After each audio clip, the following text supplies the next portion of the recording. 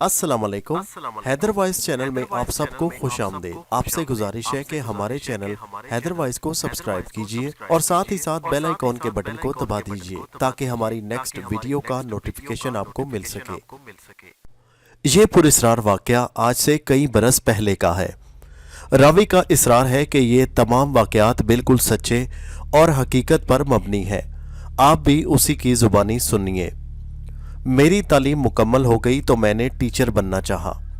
वालिद साहब को मेरे इरादे का इल्म हुआ तो वो बोले, तुम्हें कहीं मुलाजमत करने की ज़रूरत नहीं, तुमने तालीम मुकम्मल करने का शौक़ पूरा कर लिया है, अब कारोबार की देखभाल में मेरा हाथ बटाओ। मैंने वालिद साहब से कहा, नहीं अब्बाजान, मुझे कारोबार से ज़रा भी दिलचस्पी नहीं, मैं टीचर बनना चाहता हूँ और बचपन से ही ख्वाब देखता आ रहा हूँ कि किसी गांव में जाकर इल्म की रोशनी फैलाऊं। मैंने महकमा तालीम में दरख्वास्त भी दे रखी है। अल्लाह पाक ने चाहा तो मुझे दिल पसंद मुलाजमत मिल जाएगी। वालिद साहब बोले, अरे पागल इंसान, टीचर की नौकरी में क्या रखा है? तो अगर तुम्हें नौकरी ही करनी है तो किसी आमदनी वाले महकमे में करो। मेरा इतना असर व रसूख किस दिन काम आएगा? मैं आज ही मिनिस्टर साहब से बात करता हूँ, वो किसी अच्छे से महकमे में तुम्हारा तकर्रर करवा देंगे। मगर मैं अपनी जिद पर अड़ा रहा, चूँकि मैं अपने वालिदैन की इकलौती औलाद था। इसलिए बादले नख्वास्ता वालिद साहब ने मुझे टीचर बनने की इजाज़त दे दी। ये भी हुस्ने इत्तफाक था कि 4-5 रोज़ के बाद मुझे तकर्रुरी का ऑर्डर भी मिल गया। मुस्तफ़ा आबाद नामी छोटे से गाँव में टीचर की एक आसामी खाली थी, वहीं जाकर मुझे बच्चों को पढ़ाना था। मुस्तफ़ा आबाद का नाम सुनकर वालिद साहब चौंक पड़े। एक ज़माने में हमारे बुज़ुर्ग उसी गांव मुस्तफ़ा आबाद में रहते थे, फिर वहां से यहां लाहौर आकर आबाद हो गए। अब वालिद साहब मुझे वहां जाने से सिर्फ इसलिए रोक रहे थे कि अब वहां हमारा कोई भी रिश्तेदार नहीं था और मुझे वहां रिहाइश के सिलसिले में भी मसले से दो चार होना पड़ता था। मगर मैंने वालिद साहब को ये कहकर मुतमईन कर दिया कि मैं स्कूल में ही रह लूँगा। रवानगी से पहले वालिद साहब ने कहा, तुम भी मुस्तफ़ा आबाद नहीं गए, तुम्हारे दादा जान की कब्र भी वहीं पर है। अब तुम जा ही रहे हो तो सबसे पहले अपने दादा जान की कब्र पर जाकर फातिहा पढ़ना, फिर गांव में दाखिल होना। मैंने उनकी बात मानी और यकीन दिलाया कि मैं ऐसा ही करूंगा। और अब मैं बस में बैठा ये सोच रहा था कि न जाने किस कब्रिस्तान में कब्र वाक़या है और मैं अपने दादा जान की कब्र कैसे पहचानूंगा। इतने में कंडक्टर ने आवाज़ लगाई कि मुस्तफ़ा आबाद वाले उतर जाएं। इत्तफाक से मुस्तफ़ा आबाद उतरने वाला मैं वाहिद मुसाफिर था। मैं अपना बैग उठाकर बस से नीचे उतर गया। यहाँ से एक कच्ची सड़क गांव की तरफ जा रही थी। वहाँ से काफ़ी दूर एक बरगद का दरख्त भी नज़र आ रहा था जिसके ऊपर गिद्ध मंडला रहे थे। मैं उसी कच्ची सड़क पर चल पड़ा जिसके दोनों इतराफ खेत थे। उसी रास्ते से कुछ दूर जाकर एक कब्रिस्तान नजर आया तो मुझे वालिद साहब की ताकीद याद आई। मैं कब्रिस्तान की तरफ चल पड़ा। कब्रिस्तान के अंदर दाखिल होकर दादा जान की कब्र तलाश करने लगा। अचानक मेरी नज़र एक पक्की कब्र पर पड़ी। मैं उसका कतबा पढ़ने लगा। उस पर मेरे दादा जान का नाम बमय वल्दियत लिखा हुआ था। मैंने वहाँ पर फातिहा पढ़ी और दुआ की। मेरी दादा जान की कब्र के पास ही एक और कब्र भी थी। मैंने अज़राए सवाब उस पर भी फातिहा पढ़ी और फिर गांव की जानिब चल पड़ा। सूरज गुरूब होने में अभी पौना घंटा बाकी था कि मैं गांव पहुंच गया। मैंने गांव वालों को बताया कि मैं नया मास्टर हूं और यहां बच्चों को पढ़ाने आया हूं। गांव वाले मुझे बहुत इज्जत से पेश आए और मुझे एक औताक में ले गए। औताक गांव में ख़ास तौर पर एक कमरा जो मेहमानों के लिए बनाया जाता है उसे कहते हैं। उन्होंने मुझे कमरे में बिठाया और रोटी पानी का पूछने लगे। मैंने कह दिया कि फ़िलहाल मुझे भूख नहीं, रात को खाना खाऊंगा। आहिस्ता आहिस्ता सारे गांव में ये खबर फैल गई कि बच्चों को पढ़ाने के लिए नए मास्टर साहब आए हैं। बहुत से लोग और बच्चे मुझसे मिलने के लिए आ रहे थे और खुशी का इजहार कर रहे थे। और फिर इन गांव वालों की ज़ुबान से मैंने एक अजीबो गरीब खबर सुनी। वो ये कि इस गांव में जो भी मास्टर आता है वो कुछ दिन के बाद पुरस्रार तौर पर हलाक हो जाता है। मैंने सोचा यकीनन यहाँ कोई ऐसा आदमी होगा जिसे ये बात पसंद ना हो कि यहाँ के बच्चे तालीम हासिल करें, और उन लोगों में से मैंने ये बात की। मगर एक बुज़ुर्ग ने कहा, जी नहीं, ये किसी और ही मखलूक का काम लगता है। क्योंकि हलाक होने वाले के जिस्म पर कोई जख्म का निशान नहीं होता। मैंने उस बुजुर्ग से पूछा कि वो मास्टर साहब रहते कहाँ थे। बुजुर्ग ने बताया कि वो उस मकान में रहते थे जो जहाँ से थोड़ी दूर वाक़या था और कुछ अरसा से खाली पड़ा था।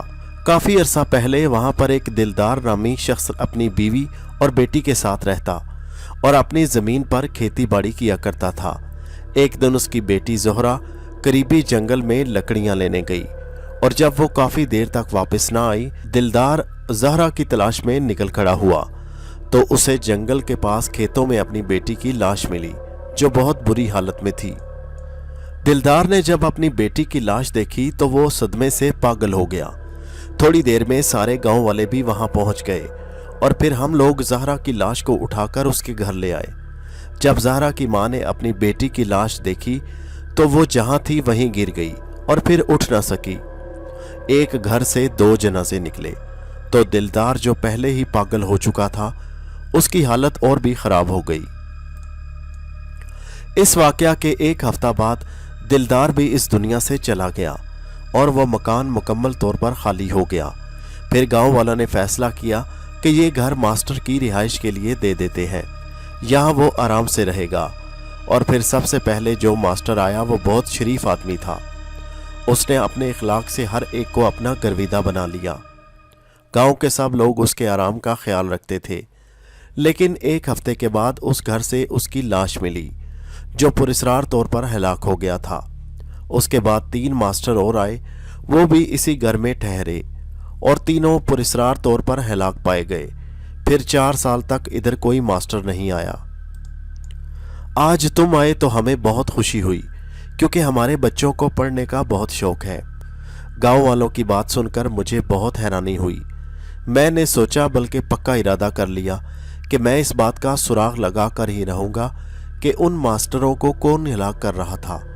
मैंने गांव वाले से कहा कि मैं भी उसी मकान में रहूँगा जहाँ दूसरे मास्टर रहते थे।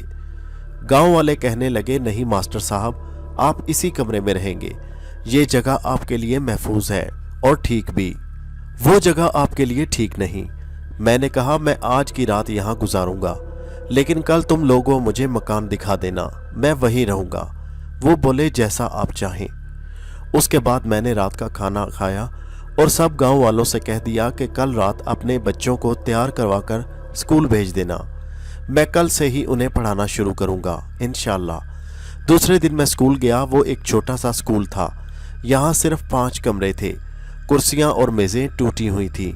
सुबह के 9 बज रहे थे। मैं दफ्तर में बैठा स्कूल की हालत के बारे में सोच रहा था कि अस्सलाम वालेकुम की आवाज़ पर चौंक पड़ा। सर उठाकर देखा तो सामने गांव के बच्चे खड़े थे जो पढ़ने के लिए आए हुए थे। उनके चेहरों से खुशी छलक रही थी। मैंने उन्हें बैठने और अपना तारुफ करवाने को कहा। कुछ और बच्चे भी आ गए। सब बच्चों ने अपना तारुफ करवाया। उनकी खुशी देखकर मुझे ये अंदाज़ा हुआ कि उन्हें पढ़ने का बहुत शौक था। पहला दिन तो तारुफ में गुजर गया। फिर मैंने बच्चों को छुट्टी देकर स्कूल से बाहर आ गया और लोगों से कहा कि मुझे वो दिलदार वाला घर दिखाएं। मैं उस घर की सफाई वगैरह करके आज से वहीं पर रहूँगा। गांव के 2 आदमियों ने मुझे दिलदार के घर पहुंचा दिया। उसके घर पर पहुंचकर मैंने उन आदमियों को वापस कर दिया। फिर मैं उस घर का मुआयना करने लगा। उसके सहन में बरगद का एक बहुत बड़ा दरख्त था। मुझे याद आया कि जब मैं बस से उतरा तो मुझे दूर से यही बरगद का दरख्त नजर आया था। उस घर के 2 कमरे थे। सहन के एक कोने में गारे का बना हुआ बावर्ची खाना था। सहन के दूसरे कोने पर गुसल खाना मौजूद था। कमरे भी कच्चे थे, जबकि सहन में 3 चारपाइयाँ पड़ी हुई थीं। लोगों का कहना था कि इस घर में अरसे से कोई नहीं रहा, लेकिन उस घर की हालत देखकर मुझे अंदाज़ा हुआ कि जैसे यहाँ कोई रहता है। हर चीज़ अपनी सही जगह पर बड़े सलीके से रखी थी। ऐसा लगता था कि जैसे थोड़ी देर पहले किसी ने आग जलाई हो। ये सब देखकर मेरे दिल में एक अनजाने खौफ की लहर दौड़ गई और मैं सोचने लगा, आखिर ये सब क्या है। मुझे घर की सफाई करने की कोई ज़रूरत नहीं थी क्योंकि घर पहले से ही साफ़ सुथरा था। फिर मैं उस घर से निकला और जाकर उस कमरे से अपना बैग लेकर वापस आया। रात को एक गांव का आदमी मेरे लिए खाना और बिस्तर ले आया। मैंने खाना खाकर बर्तन उस आदमी को वापस कर दिए। बर्तन लेकर वो आदमी वापस चला गया तो मैंने एक चारपाई दरख्त के नीचे रखी और उस पर बिस्तर बिछाकर सो गया, क्योंकि गर्मियों का मौसम था और अंदर गर्मी थी। लेटने के थोड़ी देर बाद ही मुझे नींद आ गई और फिर न जाने रात के कौन से पहर मेरी आंख खुल उठी और मैं उठ बैठा। वजह यह थी कि उस बरगद के दरख्त की एक छोटी सी टहनी मेरे ऊपर आ गिरी थी। हालांकि हवा बराए नाम थी। मेरी समझ में नहीं आ रहा था कि आखिर चक्कर क्या है। सोचते सोचते मैं फिर सो गया। दोबारा आंख खुली तो फजर की अजान हो रही थी। वुजू करके मैंने फौरन नमाज पढ़ी। मैंने देखा कि बरगद के दरख्त के बहुत सारे पत्ते नीचे ज़मीन पर बिखरे हुए हैं, जैसे रात को बहुत तेज़ हवा चली हो। लेकिन हकीकत ये थी कि रात को तेज़ हवा चली नहीं थी। दूसरी रात मैं कमरे के अंदर सो गया। कमरे का बल्ब मैंने जला दिया। रात के किसी पहर मेरी आंख खुल गई तो मैंने देखा कि कमरा अंधेरे में डूबा हुआ था, जबकि सहन का बल्ब जल रहा था। मैं चारपाई से उठने ही वाला था कि कमरे का बल्ब भी रोशन हो गया। मेरे वजूद में सनसनी सी दौड़ गई, लेकिन मैंने खौफ को ख़त्म करने की कोशिश की और हिम्मत करके कमरे से बाहर आ गया। बाहर सहन में मुझे कोई नज़र नहीं आया। उसके बाद मैंने बावर्ची खाने में झांक कर देखा तो वहाँ भी कुछ नहीं था। मैं वापस आकर बिस्तर पर लेट गया। करवटें बदलते बदलते सुबह हो गई। सारा दिन मैं गुज़श्ता रात के वाक़यात के बारे में सोचता रहा। इसके बाद 2 दिन तक फिर कोई गैर मामूली बात ना हुई। 2 दिन के बाद जब मैं रात को सो रहा था तो अचानक रात के किसी पहर दरवाजे पर दस्तक हुई। मेरी आंख फौरन खुल गई। मैं सोचने लगा कि इस वक्त कौन हो सकता है। मैं हिम्मत करके दरवाजे पर आ गया और फिर सोचने लगा कि दरवाज़ा खोलूं या ना खोलूं। अचानक मुझे ऐसा लगा कि कोई दरवाजे के पास से गुजरकर आगे चला गया हो। मैंने फौरन दरवाज़ा खोलकर बाहर निकलकर दाएं बाएं देखा, लेकिन वहां मुझे कोई नज़र नहीं आया। मैं वापस कमरे में चारपाई पर आ लेटा। अचानक मुझे ऐसा लगा कि जैसे दूसरे कमरे में कोई मौजूद हो, हालांकि बाहर से दरवाज़ा बंद था। मैं दरवाज़ा खोलकर अंदर कमरे में चला गया। कमरे में कोई नहीं था। फिर मुझे ऐसा लग रहा था कि जैसे मेरे आसपास कोई मौजूद है। मैं दिल ही दिल में खौफज़दा था। जब काफ़ी देर तक फिर दोबारा कोई आवाज़ नहीं आई तो मैं फिर से बिस्तर पर लेट गया और सोने की कोशिश करने लगा। थोड़ी ही देर गुजरी थी कि अचानक मुझे किसी लड़की के रोने की आवाज़ आई, जैसे कोई ज़ोर ज़ोर से सिसकियां ले रही हो। रोने की आवाज़ ऐसी थी जैसे लड़की बहुत अजियत में हो। एकदम से मेरे रोंगटे खड़े हो गए। मेरा पसीना जारी हो गया। मैं बहुत खौफज़दा था। मैं हिम्मत करके उठा और सोचने लगा कि बाहर निकल कर देखना चाहिए या नहीं। रोने की आवाज़ मुसलसल आ रही थी, जिसकी वजह से मुझ पर खौफ तारी हो चुका था। मेरे कदम दोबारा से बाहर के दरवाजे की तरफ बढ़ने लगे। मैंने दरवाजे से बाहर झांक कर देखा। बाहर सहन बिल्कुल वीरान पड़ा था।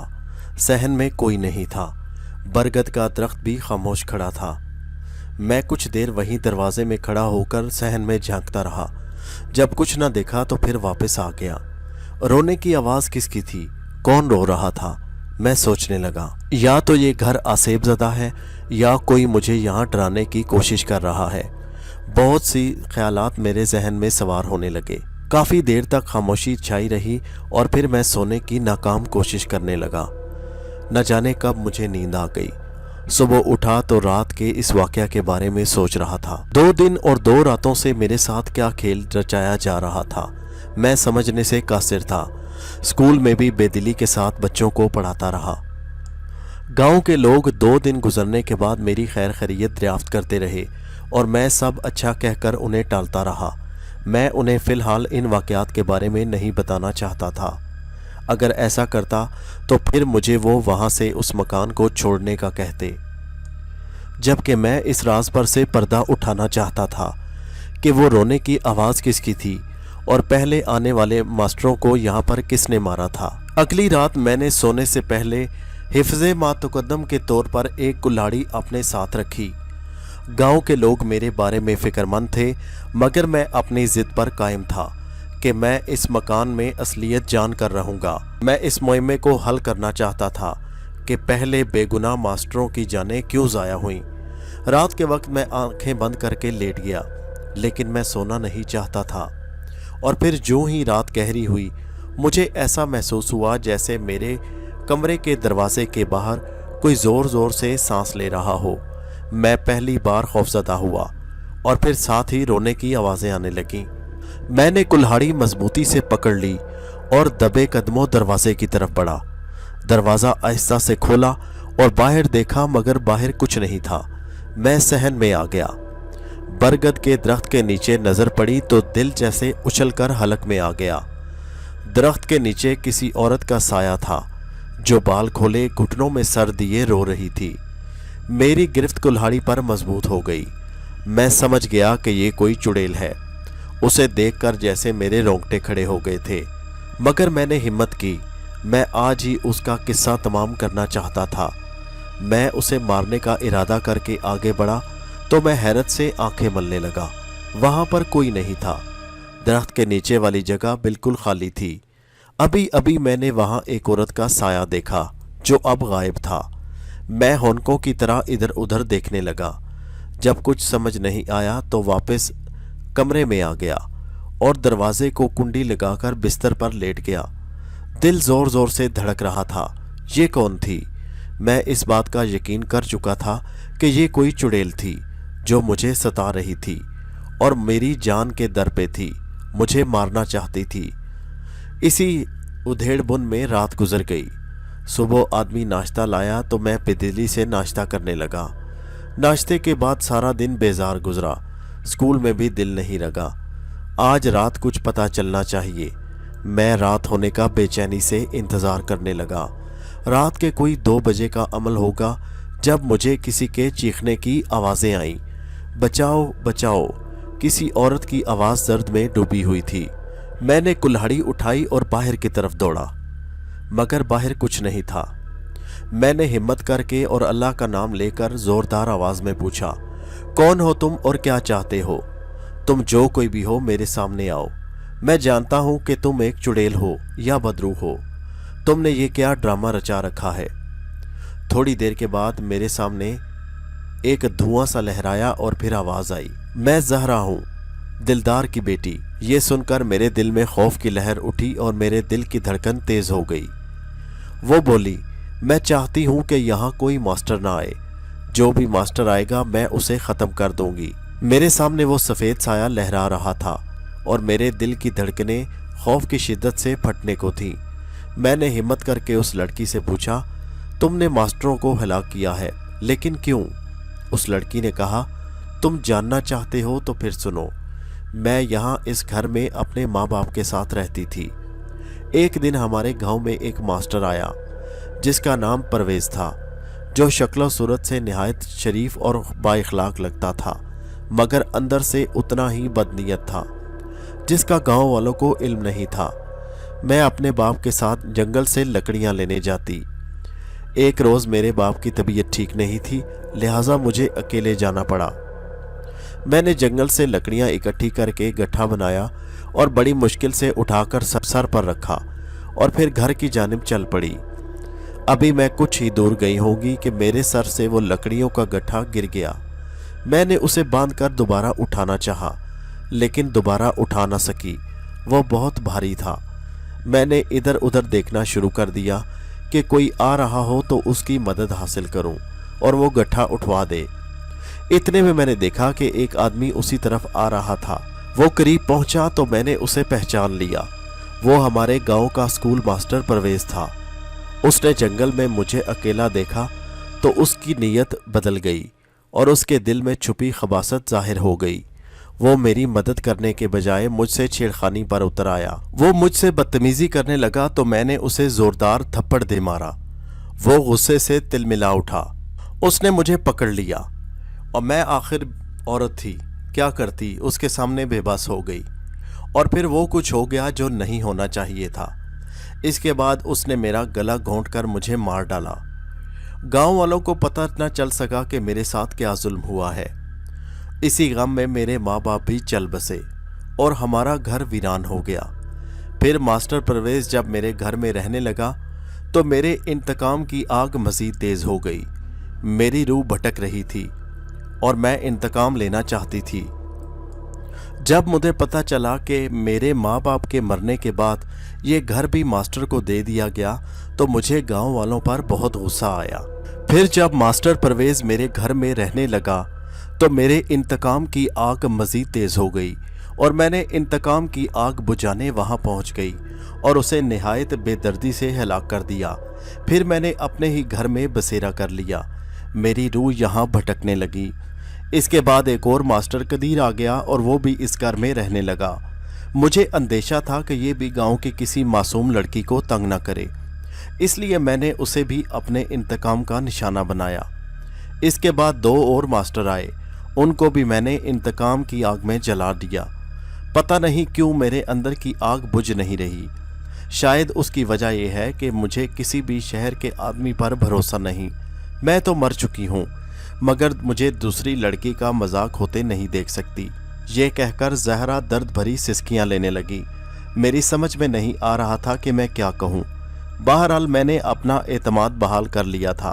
वो फिर बोली, मास्टर मैं तुम्हें पहली रात ही हलाक कर देती, लेकिन मैंने तुम्हें इसलिए नहीं मारा कि जब तुम इस गांव में आ रहे थे तो तुम रास्ते में कब्रिस्तान में गए और तुमने अपने दादा की कब्र पर फातिहा पढ़ी। इस कब्र के पास ही मेरी कब्र है। तुमने मेरी कब्र पर भी फातिहा पढ़ी। इस फातिहा से मुझे सुकून मिला। उसकी बातें सुनकर मेरा खौफ काफ़ी हद तक कम हो चुका था। मैंने कहा, देखो ज़हरा, तुम ये सब कुछ ठीक नहीं कर रही। मैंने उसे समझाना चाहा। बिला वजह बेगुनाह आदमियों के खून में अपने हाथ रंग रही हो। तुमने अपना इंतकाम पहले मास्टर को मारकर ले लिया है, लेकिन दूसरों को तुम क्यों अपने इंतकाम का निशाना बना रही हो? जिन बेगुनाहों को तुमने मारा है, कभी उन के घर वालों के बारे में सोचना। वो अपने घर के वाहिद कफील होंगे। उनके मरने के बाद उनके घर में कैसे हालात होंगे? क्या तुमने सोचा है? जिनको तुमने मारा है, क्या उनके वालिदैन अपनों के कातिल को बद्दुआएं नहीं देते होंगे? और दुखी माँ की बद्दुआ आसमान में शिगाफ कर देती है। तुम अल्लाह ताला को क्या जवाब दोगी? और अगर गांव में मास्टर नहीं आएगा तो इस गांव के बच्चे कभी बढ़ नहीं सकेंगे, हमेशा जाहिल रहेंगे, जिसकी जिम्मेदार सिर्फ तुम हो। मैं खामोश होकर उस धुएं नमा ह्योले की तरफ देखने लगा तो वो बोली, तुम सही कह रहे हो। मैं इंतकाम की आग में अंधी हो चुकी थी, इसलिए मुझे कुछ नज़र नहीं आया। मैं अल्लाह ताला से माफ़ी मांगती हूँ। अब मैं किसी को नहीं मारूंगी। ये कहते हुए वो ज़ारो कतार रोने लगी।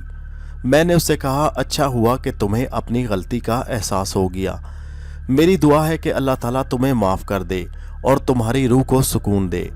फिर देखते ही देखते मेरी आंखों के सामने से वो गायब हो गई। उसके बाद मैं वहाँ पर 5 साल रहा। इन 5 सालों में उस मकान में मेरे साथ कोई वाक़या पेश नहीं आया। गांव वाले इस बात से बहुत खुश थे कि अब किसी मास्टर का कत्ल नहीं होगा। इस वाक़या को कई साल बीत गए और उसके बाद मैं वहाँ से ट्रांसफ़र होकर शहर आ गया। अब वो स्कूल मैट्रिक तक हो चुका है और उसमें कई हेडमास्टर तब्दील हो चुके हैं। उसके बाद किसी हेडमास्टर के साथ ये वाक़या पेश नहीं आया। मैं सोचता हूँ, जाने अल्लाह ताला ने मुझे उस नेकी का कितना अजर दिया होगा कि मैंने कई बेगुनाहों को मरने से बचा लिया और उन गांव के बच्चों का मुस्तकबिल भी तारीक होने से बचा लिया। ये कहानी आपको कैसी लगी? कमेंट में ज़रूर बताइए और हमारे चैनल हैदर वॉइस को सब्सक्राइब कीजिए। शुक्रिया।